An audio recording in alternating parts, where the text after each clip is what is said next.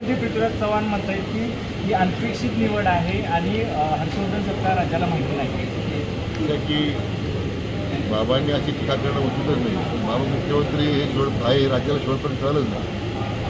हर्षवर्धन सपकाळ काढण्याचा प्रश्न त्यामुळे आता ज्या पक्षाची अधोगती बाबांपासून सुरू झाली राज्याची, बाबाने अशा प्रकारचं विधान करणं निश्चितच म्हणजे आश्चर्य नाही. अनपेक्षित निवड वाटते का? अनपेक्षित काही नाही आहे. तर म्हणजे ज्यांनी काँग्रेसच्या सत्तेमध्ये राहून मागच्या 2.5 वर्षामध्ये जे सत्ता होती, वास्तविक सत्ता स्थापन करण्यासाठी शिवसेनेला भाजपाशी विश्वासघात शिवसेनेने केला.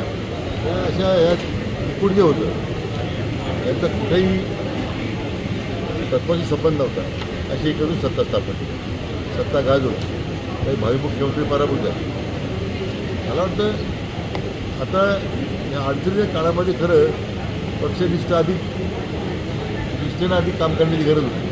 पण ज्यांनी सत्ता भोगली त्यांनी आपल्या हातावर करून दिले, पक्ष वाऱ्यावर सोडून दिले. आता त्यातून मग आता हर्षवर्धन सपकाळची निवड झालेली आहे. एक साधा कार्यकर्ता आहे. एक मला वाटतं एक टर्म आमदार राहिलेले आहेत.